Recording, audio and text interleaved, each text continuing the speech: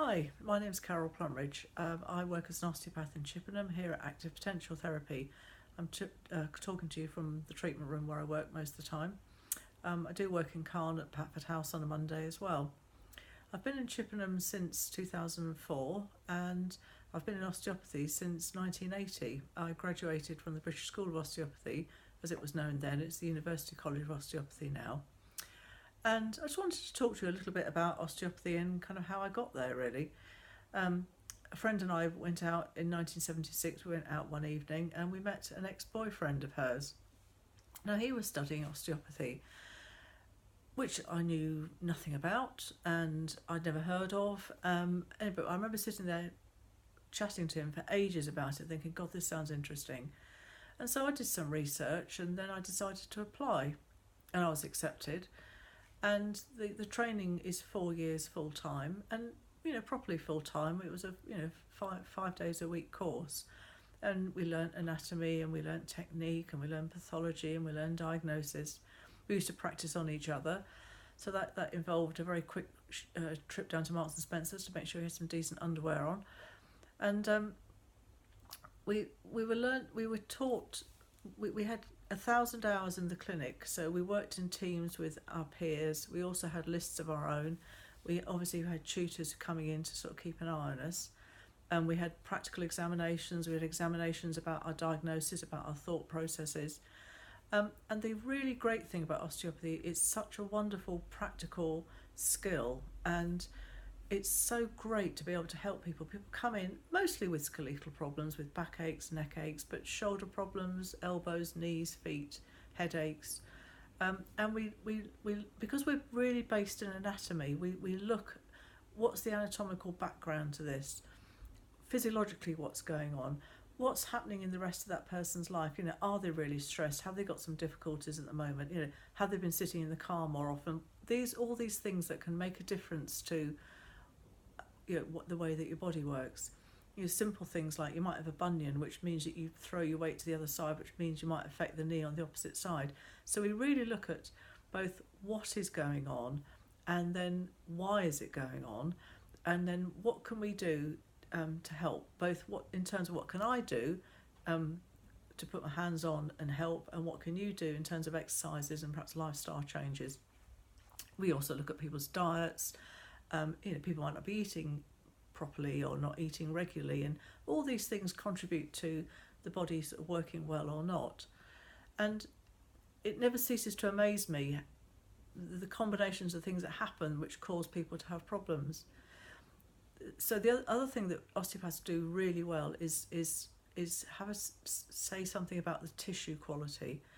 When someone's healthy, their tissues feel sort of vibrant and alive, and you know that they're going to heal up well. And then you perhaps feel people who perhaps their diet isn't very good, or for whatever reason they can't exercise very much. Perhaps they've got a metabolic problem, and their tissue quality isn't quite so clever. So what can we do to help these people towards as much sort of health as possible?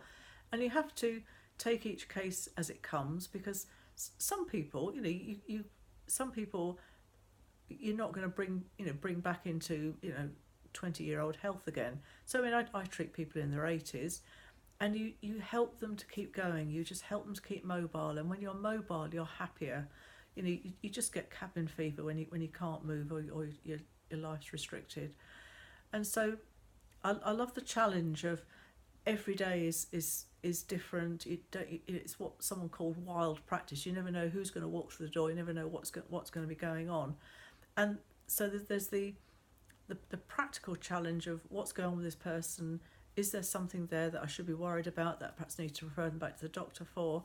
We're very conscious about things called red flags. Is there something here is worrying? We need to send them back to the doctor. I've spotted a few people who have thought might have had Parkinson's disease, and you sort of send them back and sort of get them sort of properly diagnosed, just sort of see what's going on.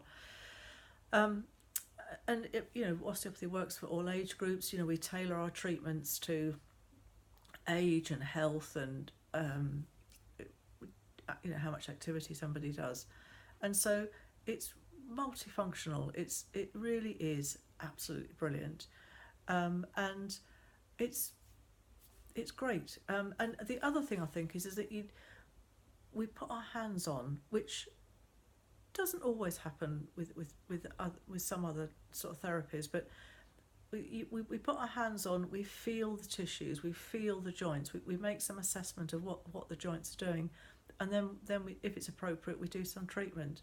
So it's a great all-round therapy, really. It's been going since about 1874, and still going strong, and still love it after nearly 40 years. So hopefully, I'm not wanting to wish anything ill on you, but if you ever have a problem, give me a call. I'm very happy to have a chat with people beforehand, because sometimes it's a big thing to come to something completely new and different.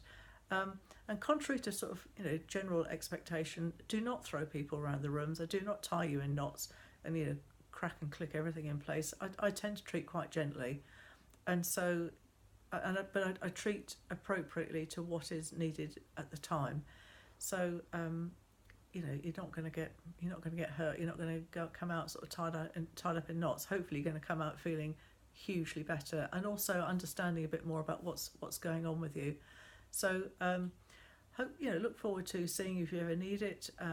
Check out the website, which is www.carolplumridgeosteopathy.co.uk, or give us a call on 01249 455 426. Thank you.